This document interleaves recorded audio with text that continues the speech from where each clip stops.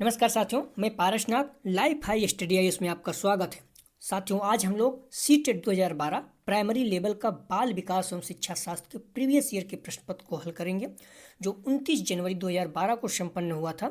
CTET exam में लगभग सभी प्रश्न प्रीवियस ईयर के ही पूछे जाते हैं, इसलिए यदि आप लोग सीटेट का एग्जाम देने जा रहे हैं तो कम से कम 10 वर्ष के प्रीवियस ईयर के प्रश्नों को जरूर हल करके जाएं। साथियों, प्रश्नों पर आएँ उससे पहले यदि आप लोग चैनल को सब्सक्राइब नहीं किए तो प्लीज़ चैनल को सब्सक्राइब और शेयर कीजिए, वीडियो को लाइक जरूर कीजिए, इससे हमें मोटिवेशन मिलता है। आइए देखते हैं पहला प्रश्न।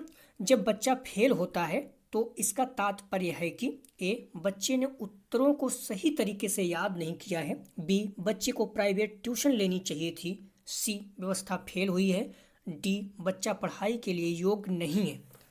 साथियों, इसका सही जवाब है सी, व्यवस्था फेल हुई है। अगला प्रश्न है, शिक्षण से अधिगम पर बल देने वाला परिवर्तन हो सकता है। ए, बाल केंद्रीय शिक्षा पद्धति अपनाकर, बी, रटने को प्रोत्साहित करके, सी, अग्र शिक्षण की तकनीक अपनाकर, डी, परीक्षा परिणामों पर केंद्रित होकर। साथियों, इसका सही जवाब है ए, बाल केंद्रीय शिक्षा पद्धति अपनाकर। अगला प्रश्न है, बीजों का अंकुरण संकल्पना के शिक्षण से सबसे प्रभावी पद्धति है। ए, विद्यार्थियों द्वारा पौधे के बीज बोना और उसके अंकुरण के चरणों का अवलोकन करना, बी, श्यामपट्ट पर चित्र बनाना और वर्णन करना, सी, बीज की वृद्धि के चित्र दिखाना, डी, विस्तृत व्याख्या करना। साथियों, इसका सही जवाब है ए, विद्यार्थियों द्वारा पौधे के बीज बोना और उसके अंकुरण के चरणों का अवलोकन करना। अगला प्रश्न है, समावेशी शिक्षा ए, कक्षा में विविधता का उत्सव मनाती है, बी, दाखिले संबंधी कठोर प्रक्रियाओं को बढ़ावा देती है, सी, तथ्यों की शिक्षा से संबंधित है, डी, हाशिए पर स्थित वर्गों से शिक्षकों सम्मिलित करने से संबंधित है। इसका सही जवाब है ए, कक्षा में विविधता का उत्सव मनाती है। अगला प्रश्न है, किस प्रकार के प्रश्नों को वस्तुनिष्ठ प्रश्नों की श्रेणी में रखा जाता है। ए, लघुत्तरात्मक प्रश्न, बी, मुक्त उत्तर वाला प्रश्न, सी, सत्य या असत्य, डी, निबंधात्मक प्रश्न। साथियों, इसका सही जवाब है सी, सत्य या असत्य प्रश्न। महत्वपूर्ण प्रश्न है यह प्रश्न, बीएड एग्जाम में भी पूछा जा चुका है। किस प्रकार के प्रश्नों को वस्तुनिष्ठ प्रश्नों की श्रेणी में रखा जाता है, तो सत्य या असत्य। तो आप लोग ध्यान रखना। अगला प्रश्न है, निम्नलिखित में से कौन सी प्रगतिशील शिक्षा की विशेषता है। ए, केवल प्रस्तावित पाठ पुस्तकों पर आधारित अनुदेश, बी, परीक्षाओं में अच्छे अंक प्राप्त करने पर बल, सी, बार बार ली जाने वाली परीक्षाएं, डी, समय सारणी और बैठने की व्यवस्था में लचीलापन। साथियों, इसका सही जवाब है डी, समय सारणी और बैठने की व्यवस्था में लचीलापन। अगला प्रश्न है, एक शिक्षक प्रश्न पत्र बनाने के बाद यह जांच करता है कि क्या प्रश्न परीक्षण की विशिष्ट उद्देश्यों की परीक्षा ले रहा है, वह मुख्य रूप से प्रश्न पत्र की बारे में चिंतित है। ए, संपूर्ण विषय वस्तु को शामिल करने, बी, प्रश्नों के प्रकार, सी, विश्वसनीयता, डी, वैधता। साथियों, इसका सही जवाब है ए, संपूर्ण विषय वस्तु को शामिल करने। महत्वपूर्ण प्रश्न था। अगला प्रश्न है, विवेचनात्मक शिक्षा शास्त्र का यह दृढ़ विश्वास है कि ए, शिक्षार्थियों को स्वतंत्र रूप से तर्कना नहीं करनी चाहिए, बी, बच्चे स्कूल से बाहर क्या सीखते हैं यह अप्रासंगिक है, सी, शिक्षार्थियों के अनुभव और प्रत्यक्ष लाभ महत्वपूर्ण है, डी, एक शिक्षक को हमेशा कक्षा कक्ष के अन्वेषण का नेतृत्व करना चाहिए। साथियों, इसका सही जवाब है सी, शिक्षार्थियों के अनुभव और प्रत्यक्ष लाभ महत्वपूर्ण होते हैं। अगला प्रश्न है,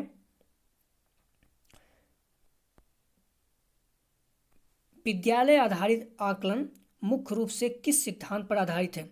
ए, बाह्य परीक्षकों की अपेक्षा शिक्षक अपने शिक्षार्थियों की क्षमताओं को बेहतर जानते हैं, बी, किसी भी कीमत पर विद्यार्थियों को अच्छे ग्रेड मिलने चाहिए, सी, विद्यालय बाह्य परीक्षा निकायों की अपेक्षा ज़्यादा सक्षम है। डी, आकलन बहुत किफ़ायती होना चाहिए। साथियों, इसका सही जवाब है ए, वाह्य परीक्षकों की अपेक्षा शिक्षक अपने शिक्षार्थियों की क्षमताओं को बेहतर जानते हैं। अगला प्रश्न है, शिक्षार्थी व्यक्तिगत भिन्नता प्रदर्शित करते हैं, अतः शिक्षक को ए, सीखने के विविध अनुभवों को उपलब्ध करना चाहिए, बी, कठोर अनुशासन सुनिश्चित करना चाहिए, सी, परीक्षाओं की संख्या बढ़ा देनी चाहिए, डी, अधिगम की एक समान गति पर बल देना चाहिए। साथियों, इसका सही जवाब है ए, सीखने के विविध अनुभवों को उपलब्ध करना चाहिए। शिक्षार्थी व्यक्तिगत भिन्नता प्रदर्शित करते हैं, अतः शिक्षक को सीखने के विविध अनुभवों को उपलब्ध करना चाहिए। अगला प्रश्न है,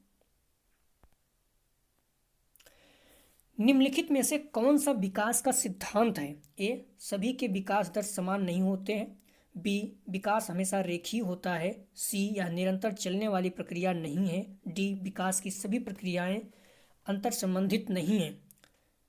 साथियों, इसका सही जवाब है ए, सभी की विकास दर समान नहीं होती।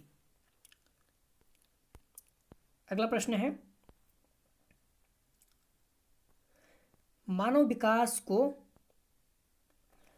विकास को क्षेत्रों में विभाजित किया जाता है जो है ए, शारीरिक, संज्ञानात्मक, संवेगात्मक और सामाजिक, बी, संवेगात्मक, संज्ञानात्मक, आध्यात्मिक और सामाजिक मनोवैज्ञानिक, सी, मनोवैज्ञानिक, संज्ञानात्मक, संवेगात्मक और सामाजिक, डी, शारीरिक, आध्यात्मिक, संज्ञानात्मक और सामाजिक।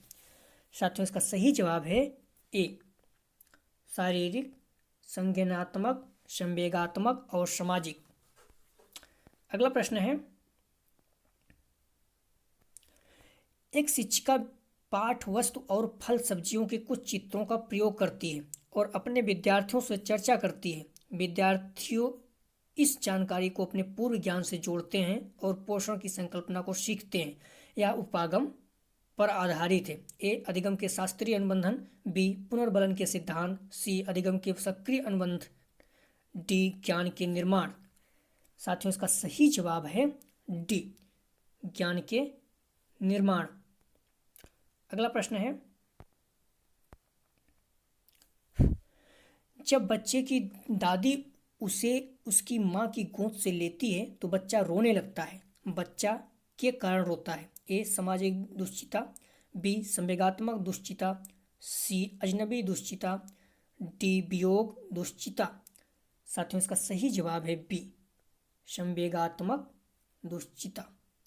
बच्चा संवेगात्मक दुश्चिता के कारण रोता है। अगला प्रश्न है,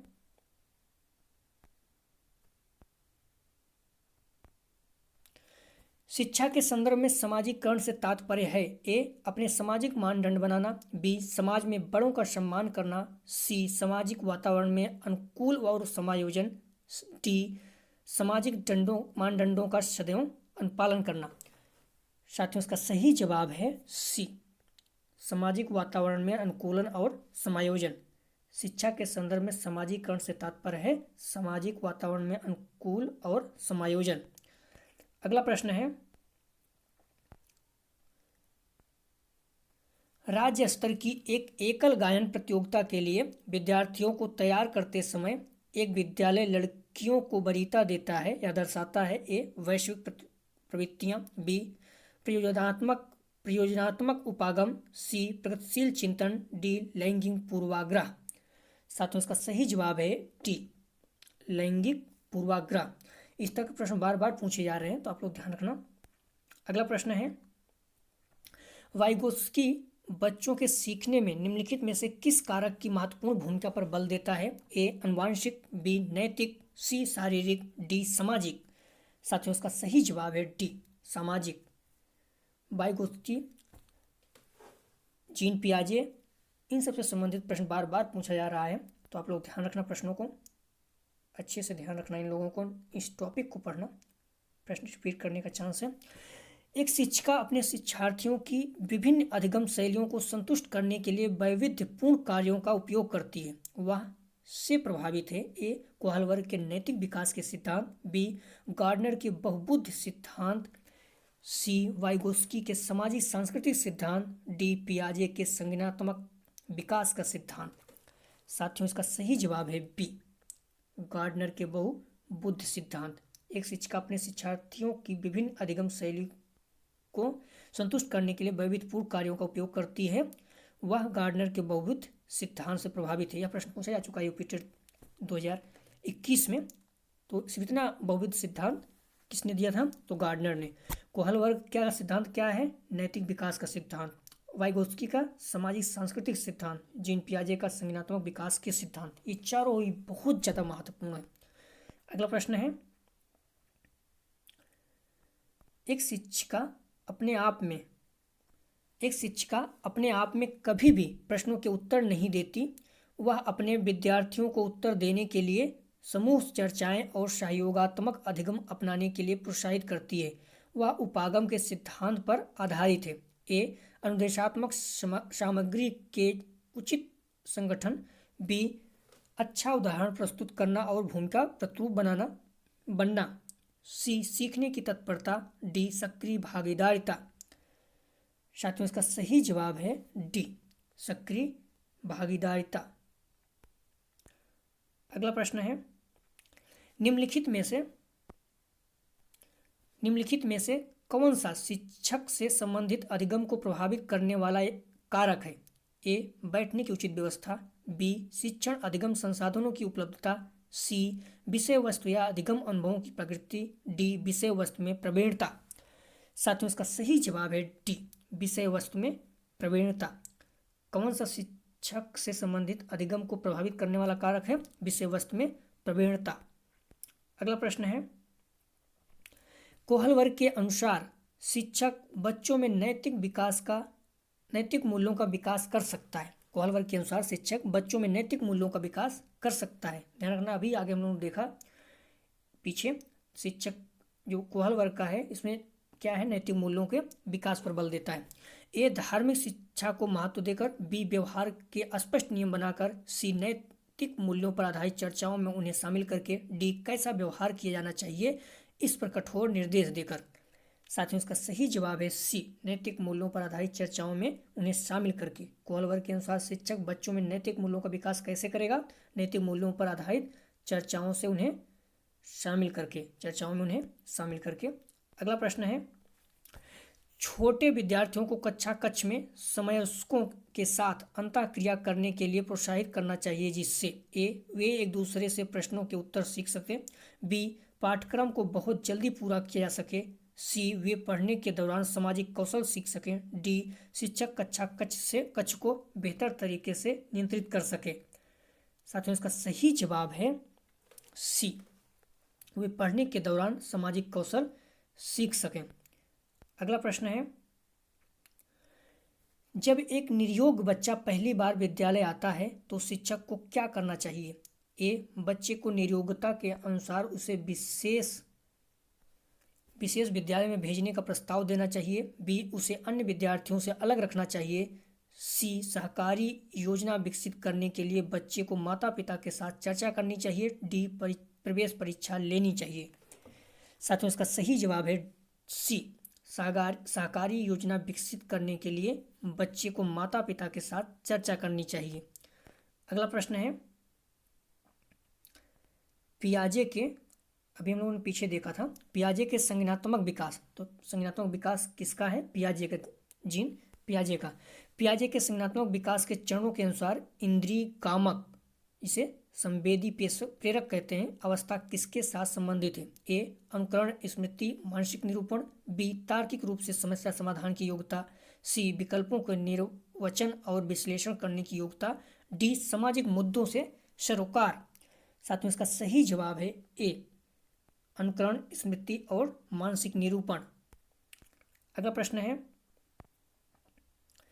मानव व्यक्तित्व परिणाम है। ए, पालन पोषण और शिक्षा का। बी, आनुवंशिकता और वातावरण की अंतर। सी, केवल वातावरण का। डी, केवल आनुवंशिकता का, क्रिया का। साथियों इसका सही जवाब है बी, आनुवंशिकता और वातावरण की अंतर। अगला प्रश्न है,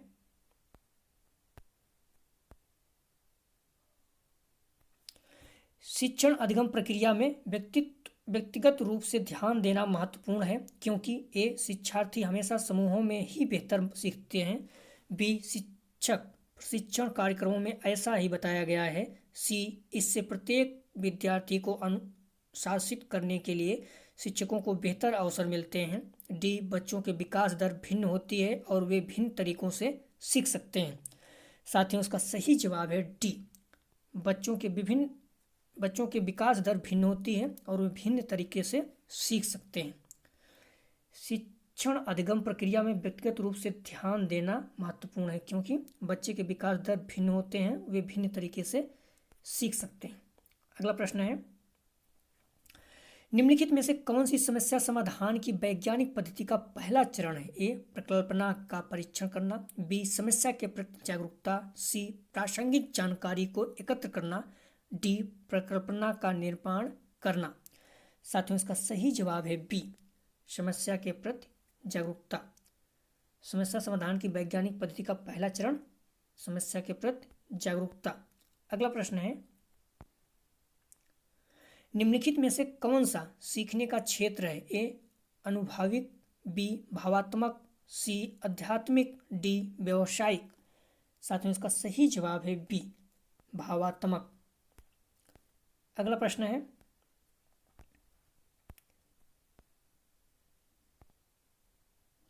जब बच्चा कार्य करते हुए ऊबने लगता है तो यह इस बात का संकेत है कि ए संभवतः कार्य यांत्रिक रूप से बार बार हो रहा है, बी बच्चा बुद्धिमान नहीं है, सी बच्चे में सीखने की योग्यता नहीं है, डी बच्चे को अनुशासित करने की जरूरत है। साथियों, इसका सही जवाब है ए संभवतः कार्य यांत्रिक रूप से बार बार हो रहा है, इसीलिए बच्चा ऊब रहा है। अगला प्रश्न है,